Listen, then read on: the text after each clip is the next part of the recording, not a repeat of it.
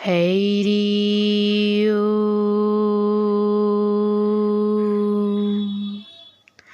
Heirio.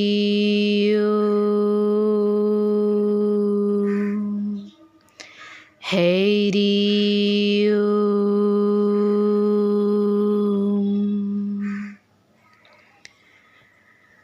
গত 27 September রাজা রামমোহন রায়ের স্মরণ সভা উপলক্ষে যে মহৌষধির মহোৎসব অনুষ্ঠানের ব্যবস্থা করা হয়েছিল, সেই অনুষ্ঠানে যুবভারতী বৈদিক মিশনের যুগাবতার স্বামী কৃষ্ণানন্দ মহারাজ যে মহামূল্যবান বক্তব্য রেখেছেন, আপনাদের অনুরোধে সেই মহামূল্যবান বক্তব্য জনসমক্ষে উপস্থাপন করা হলো।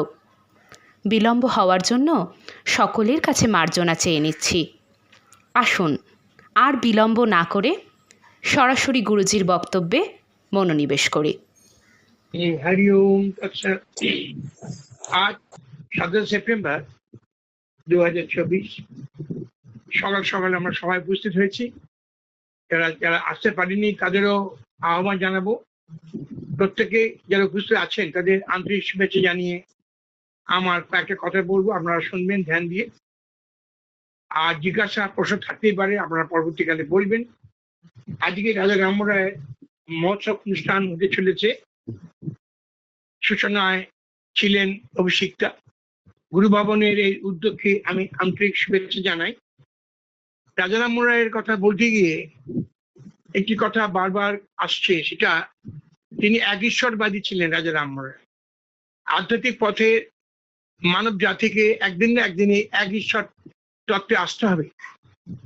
একম ভূষম প্রজা একহম আদিত্যম, এই তত্ত্বে আসতে হবে।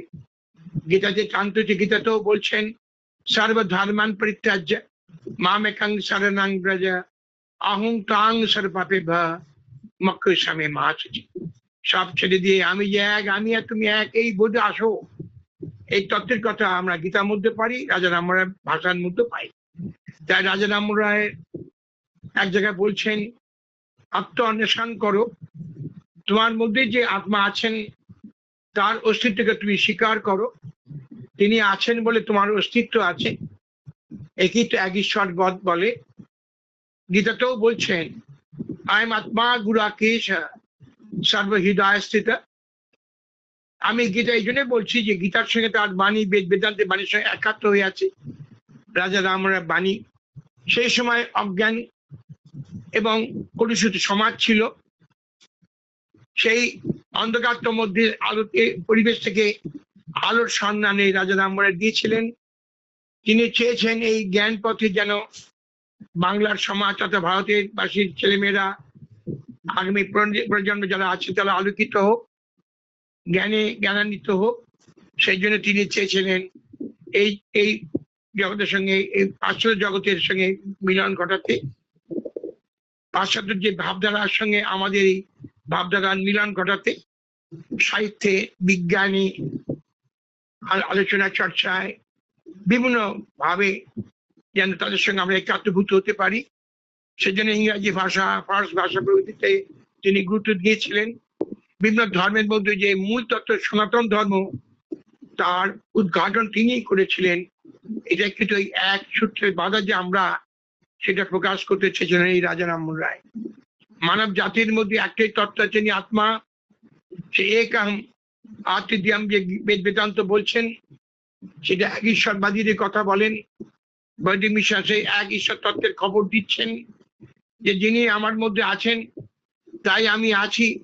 এই অনুভবকে যোগী বলে। যারা নিজের মধ্যে নিজেকে অস্তিত্বকে স্বীকার করে তারা যোগী। যারা এটা হয়তো মানতে পারেন না, যারা কল্পিত বা বানানো গল্প নিয়ে আছেন, তাদের অযোগী বলা হয়। যোগী হচ্ছে জ্ঞানী হয়, অযোগীরা জ্ঞানী হয়ে ওঠে না। কারণ পারিপার্শ্বিক নানান চাওয়া পাওয়ার মধ্যে থাকাতে তারা নানান সংস্কারের মধ্যে চলে যান। কিন্তু যোগীরা সংস্কার মুক্ত, অযোগীরা সংস্কারবদ্ধ। তাই সংস্কার মুক্ত আমাদের হতে হবে। তখন মানব প্রেম, আমরা মানবের মধ্যে মানব যে প্রেম, এই ব্যাপকভাবে সারা বিশ্বের কাছে আমরা ছড়াতে পারবো। বৈদিক ভাবধারা এটাই আমাদের বলছেন। সেই জন্য বলছেন সুখায় সর্বে সুখিনা ভব প্রভৃতি, সকলের সুখ হোক, সুখী হোক, এই বেদ বেদান্তের কথা থেকে বোঝা যায়। সেই জন্য বলা হয়েছে আসৎ মাসাদ গামায়া তামাসা মা জ্যোতি গামায়া মৃত্যু মা অমৃত গমায়তি। অসত্য থেকে সত্য দিকে চলুন, অন্যান্য থেকে আলোর দিকে চলুন, মৃত্যু থেকে যেখানে মৃত্যু সেই রাজ্যে আসুন। উপনিষদ পড়তে গিয়ে এগুলো পাওয়া যায়। আমরা রাজা রামরায়ের মধ্য দিয়ে এসে রবীন্দ্রনাথের গানের মধ্যে এগুলি একই তত্ত্ব পাই। রবীন্দ্রনাথ বলছেন আপনাকে এই জানা আমার ফুরাবে না, এই জানার সাথে হবে তোমায় চেনা।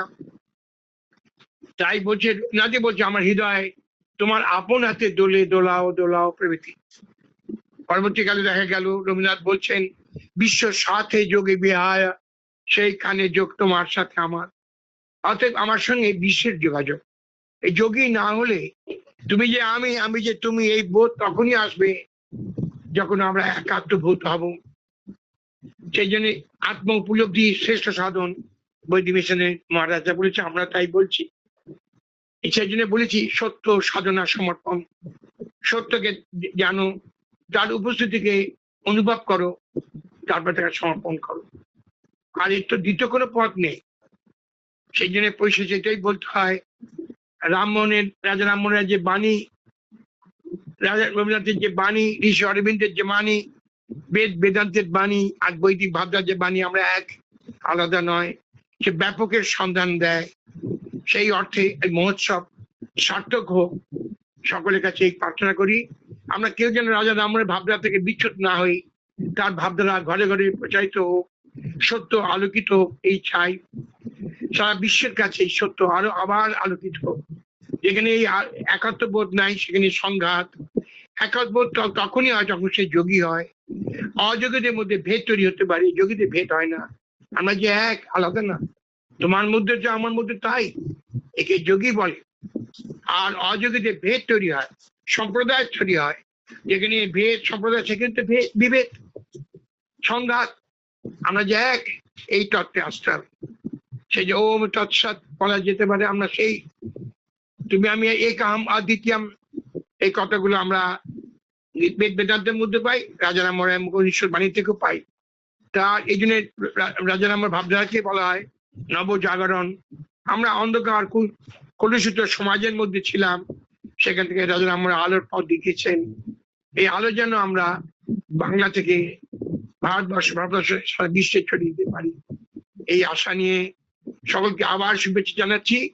আপনারা আসুন, আমরা যোগীকে খুঁজি, যারা যোগী হতে ইচ্ছুক তারা আসুন। তারা আরো, আমরা যেমন আলোকিত হচ্ছি, আমরা আলোকিত হন। যে আমরা জেগেছি, জেনেছি, বুঝেছি, আপনারা জাগুন, জানুন, বুঝুন। প্রশ্ন থাকতেই পারে, আপনারা প্রশ্ন করবেন। সংস্কার থাকুক, সংস্কার থেকে আমাদের মুক্ত হতে হবে। যতক্ষণ ভাব নিয়ে মেতে আছি, সংকীর্ণতা আসবে। ভাবাতীতে ব্যাপক হতে খবর দেয়। রামমোহন রাজা রামমোহনের ভাবধারা না এলে আমরা ব্যাপক হতে পারি না, পারবো না। তার জীবনটা ছিল এইভাবে। তাকে স্মরণ করে সকলকে আবার শুভেচ্ছা জানিয়ে পরিশেষে একটা কথাই বলতে বাধ্য হচ্ছে, এই জন্য যে আনান্যাস চিন্তায়ন্তে মাং, যে জানা পড়ছে পাশাতে তেসা নিত্যাভিযুক্ত নাং যোগক্ষেম বামা।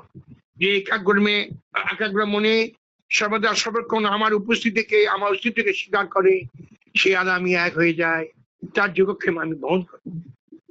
এইভাবে এই কথাগুলোকে আমরা অনুভব করবেন, হৃদয়ঙ্গম করবেন, আলোচনা করবেন। প্রশ্ন বোধে প্রশ্ন থাকতেই পারে, উত্তর দিতে বাধ্য আমরা। বৈদিক মিশনের ছেলে মেয়েদের কাছে আমার আন্তরিক শুভেচ্ছা। আপনারা আলোকিত হন, অন্যকেও আলোকিত করুন, তাদেরও যোগী আনন্দ। সবাই যোগী আছেন, সেই যোগীগুলো আমরা যেন এক হতে পারি। যত বেশি আমরা যোগী হব, তত আলোকিত হব। এই বলে আমার বক্তব্য শেষ করছি। প্রত্যেকে আবার আন্তরিক শুভেচ্ছা জানাচ্ছি। গুরু ভবনের উদ্যোগকে আন্তরিক শুভেচ্ছা জানাচ্ছি। যারা উপস্থিত আছেন তাকে সকলকে আমার আন্তরিক শুভেচ্ছা। যারা এই কথাগুলো শুনছেন দূর থেকে, তাদেরও আন্তরিক শুভেচ্ছা। হরি ওম।